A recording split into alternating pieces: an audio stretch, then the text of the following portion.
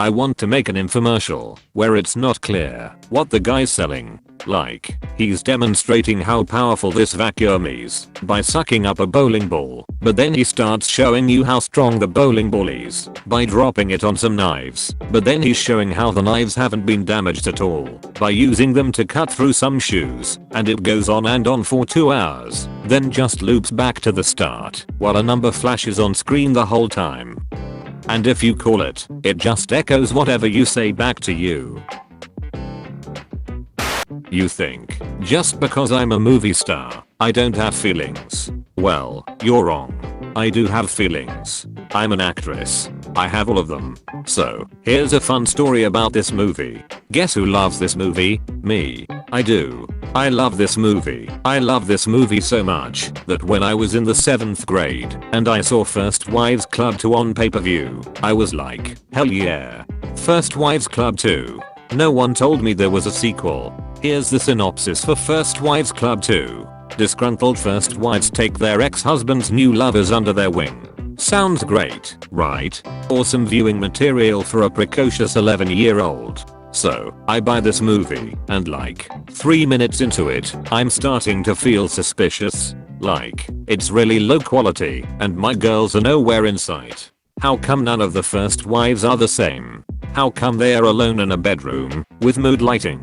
Why is she taking off her shirt? Why are they both taking off their shirts? Why are they? Here's what I did not know about First Wives Club 2. It is a lesbian porno of no relation to the beloved 1996 classic. So of course horrified that I've accidentally bought porn on my family's account, and in that state of panic that kids work themselves into whenever anything regarding sex is mentioned, quickly shut off the TV and go upstairs and watch an episode of Veggie Tales to like, cleanse my soul, and apologize to Jesus, and that's that. Except, of course, you have to pay for pay-per-view.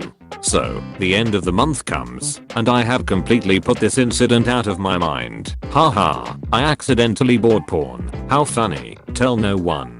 Right? And I'm sitting at a nice dinner with my mother, my stepfather, and my very religious Aunt Deb, and we are just talking about farm things, whatever, when suddenly my mother puts her fork down and says, okay, there's something we need to discuss as a family.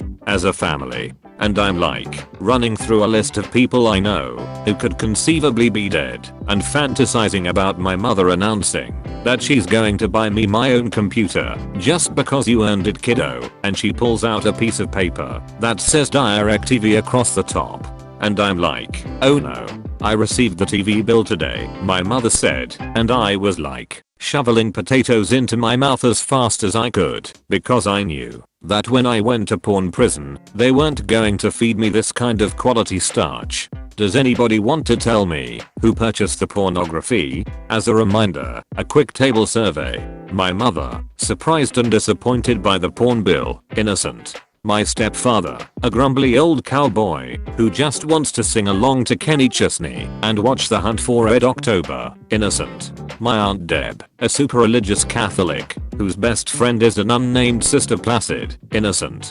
Me, the 11-year-old with a mouthful of potatoes, who definitely purchased the lesbian pornography. Silence. My mother said, I'm not going to ask again. Silence. My aunt looked at my stepdad. My stepdad looked at my aunt. Nobody looked at me, the 11-year-old with a mouthful of potatoes, who definitely purchased the lesbian pornography.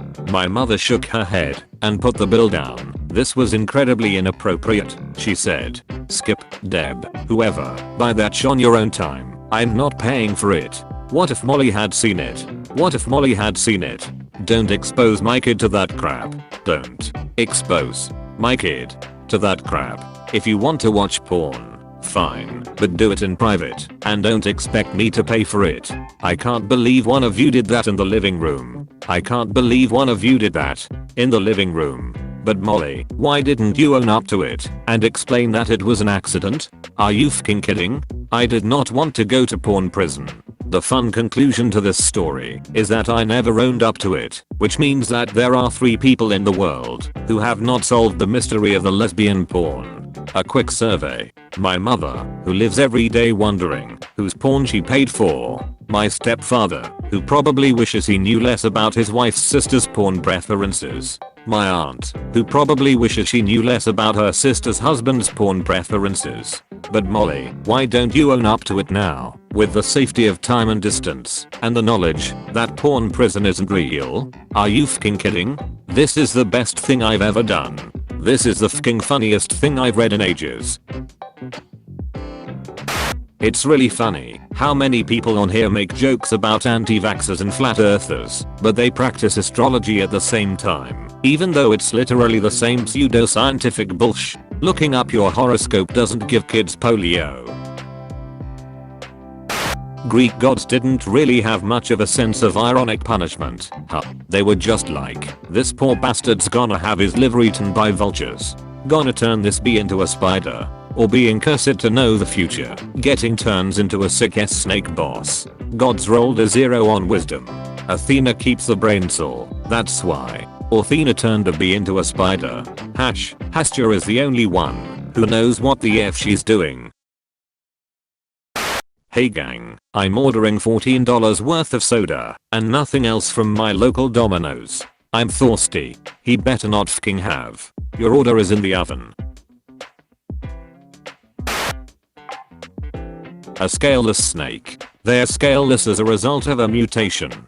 I feel like I'm seeing something that I shouldn't have the ability to perceive. Hineki, Lude's noodle. A loodle if you will. He looks like a snake-shaped sphinx cat. Queen Hatshepsut of ancient Egypt. She has a lovely smile for someone who's been dead for thousands of years. She wasn't a queen. She was a pharaoh and wanted to be referred to as such. She even had her statues modeled after the male pharaoh's statues to state her dominance and authority. She was actually one of the most successful pharaohs in all of ancient Egyptian history, and she reigned longer than any other woman in power in Egypt. Damn, no wonder she died and smiled for a trillion years afterwards. The fact that we know about her is marvelous. The next pharaoh after her, Thutmose III, tried to erase Hatshepsut out of history, chiseled her name off her monuments, covered the text on her obelisks with stone, knocked down, and effaced her statues. She was even left off the list of pharaohs. Talk about some patriarchy bullshit. Her name was lost for a couple of millennia. Her body was found in a unmarked grave in early 20th century. Sad part is in Egyptian belief is, if you are forgotten in the living world, you don't exist in the afterlife. So he was trying to kill her even in death. My best friend throwing down some her story. A+ commentary. She wore a fake beard, you guys. She was the fking boss. If we remember her now, does that save her from an awful afterlife? I'm just picturing the Kemetic afterlife. All the pharaohs are hanging out in some kind of swanky club, drinking and congratulating each other on being brothers. The doors slam open, and Hatshepsut strides in, glorious, robes swirling, rocking the fake beard, and the insane amounts of wealth and power. Miss me, B. Then she punches Thutmose III straight in the PP. Redlog, so Hatshepsut can PP punch Thutmose in the afterlife. Here is a corner of a room that has a PP and balls. I have truly posted some things online. To the window. To the walls. To the corner PP and balls. In geology lab, the professor let us know that the fossils we were looking at were real dinosaur bones, and we could touch them, and everyone instantly became excited elementary school age kids. Artist's depiction. I built a nap hole in my closet, which is great and has no downside until someone comes into my room looking for me and I have to crawl out of my closet, which is frankly impossible to do with dignity and without looking like a sleepy golem hissing what does it wants, who wakes us up. I see no downsides to this. I would like step-by-step instructions for how to make a nap hole please, and thank you. Flight attendant. Is there a doctor on board? Alfred nudges Bruce. That should have been you. Bruce. Not now. Alfred. Alfred. They aren't asking a maniac who dresses up as a flying mammal every night for help, are they? Bruce. This is a medical emergency. Alfred, why don't you throw a batarang at him, sir? See if that helps. Which addiction is yours? I just fking love Uber too much. I cannot stop ordering Ubers to my house and having them drive me to the nearest bus stop and calling another Uber to go to the next one. Uber is one hell of a drug. Yes, I'm addicted to LinkedIn and also Adobe Photoshop. There should be a splash potion that causes a hostile mob, or actually any mob really, to register as a player, so other hostile mobs will attack it. Potion of get his ass.